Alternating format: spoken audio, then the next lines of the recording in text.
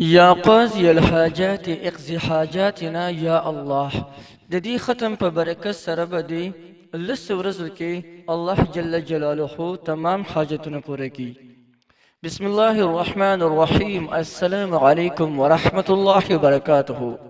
زمارونو او خويندو که زمونږ او ستاسو یو زوري حاجت را پیښ شي، د هغې دپاره یو ډېره مجربه او ډېره زبردسته وظیفه مې نن راوړې ده. هغه داسې وظیفه ده چې ډېره زبردسته ده. الله جل شانه په دې باندې د خلکو مشکلات حل کړي دي. چا چې هم دا وظیفه کړې ده الله جل جلاله د هغوی حاجتونه پوره کړي دي. او دا صرف د لسو ورځو وظیفه ده. په لسو ورځو کې به انشاء الله ستاسو تمام حاجتونه الله جل جلاله پوره کړي. لیکن د دې وظیفې کولو طریقه هم درته ښیم. د وظیفې سری یو خاص عمل دی چې هغه به هم درته ښیم.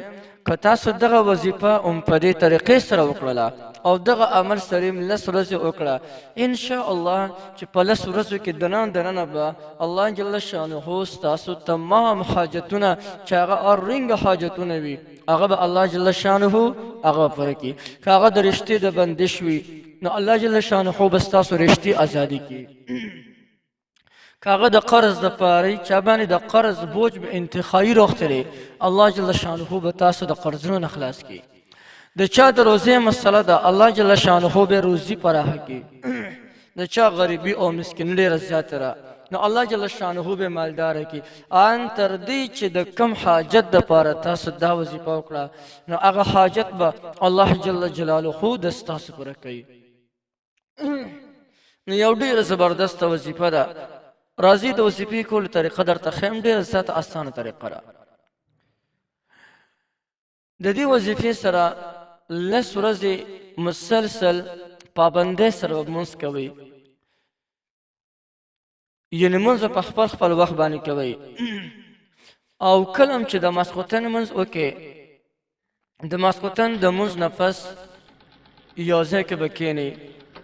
نو که په شریکه باندې کوئ یعنې ډېر کسان کښېني او دا ختم کوي نو د هغې طریقه جدا ده، د هغې الفاظ جدا دي. او که یو کس په یوازې باندې دا ختم کوي نو د هغې الفاظ لږ شان دي، هغه یو لفظ پکې جدا دی، نور همدغه الفاظ دي. دواړه قسمه درته ښیم. که څوک یې په شریکه باندې په کور کې کوي او که یې په یوازې باندې کوي نو بلکل یې کولی شي. د دې وظیفې کولو طریقه دا ده چې روزانه د ماسخوتن د لمانځه نه پس به یو ځای کې کښېنئ. د ټولو اول به 100 کرته درود شریف ووایئ، 100 کرته. او د هغې نه پس به 15,000 کرته یا قاضي الحاجات اقضي حاجاتنا یا الله یا الله په دغسې الفاظو سره. تاسو ته یې مخامخ لیکلي په سکرین باندې. دغه ځای په اسانتیا سره ځوتولی شي. 15,000 کرته به ووایه. خو دا ختم د هغې کسانو دپاره چې په شریکه باندې کوي، یعنې ډېر کسان ناست دي، داسې به وایي. او چې کله 15,000 کرته پوره شي د هغې نه پس د 100 کرته درود شریف ووایي او بیا د خپل حاجت دپاره سوال وکړي. انشاءالله لس ورځې به لا تېرې نه وي چې الله جل شانه به د ستا حاجت پوره کړی وي انشاءالله. اوس یو انسان دی او هغه یا قاضي الحاجات اقضي حاجاتنا یا الله یا الله وظیفه کوي، د دې ختم کوي او په یوازې باندې کوي. نور همدغه طریقه ده چې کومه طریقه درته ما اوس وښوله، خو صرف دومره ده چې دا وظیفه کوي نو په دې کې دا یو لفظ کې به لږ شان دی تغیر کوي.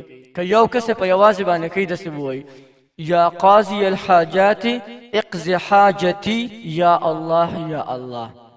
بس صرف دومره ده چې څوک په شریکه باندې کوي هغې به وایي حاجاتنا اقضي حاجاتنا، او څوک په یوازې باندې کوي هغه به وایي اقضي حاجتي یا الله یا الله.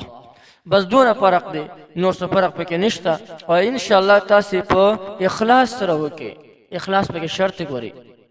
کامله بروسه به زمونږ په الله جل شانه باندې وي. اخلاص سره یې وکړئ نو انشاءالله چې لس ورځو کې دننه به الله جل شانه ستاسو مشکلات حل کړي. ما تاسو ته ویلو چې دې سره به یو کار بل هم کوي راځي هغه هم درته ښیم. تاسو به 10 ورځې مسلسل صدقه وکړئ. صدقه اوس په صدقې کې به څه ورکوو؟ نو د ټولو بهترینه خبره دا ده چې یو غریب مسکین انسان وګورئ او هغه له د خپل وس مناسب پیسې ورکړي. 10 ورځې مسلسل ښه او دونه پیسې ورکړي چې بس هغه پې باندې یو وخت مړېږي. موږ به حساب وکړو چې یو کس غټ کس د یو وخت په څونه پیسو باندې مړېدی شي. مثلا په 100 روپۍ باندې 200 روپۍ باندې د کمزوري خوراک یا دوم د غټ خوراک نه نو په 100 روپۍ باندې مړېدی شي، په 200 300 هر څه باندې مړېدی شي. ته به روزانه 10 ورځې مسلسل دغه صدقه کې او دا به مختلفو فقیرانو او مسکینانو له ورکې. دا صدقه مسلسل 10 ورځې وکې او دا وظیفه وکې او د خپل حاجت دپاره سوال کوئ. انشاء الله چې په 10 ورځو کې دننه یا چې 10 ورځې تیر شي، په دې 10 ورځو کې به الله جل شانه د ستاسو تمام حاجتونه پوره کړي وي. یو ډېره زبردسته وظیفه ده، هر څوک یې کولی شي، هر څوک د دې نه پیدا غشتلی شي.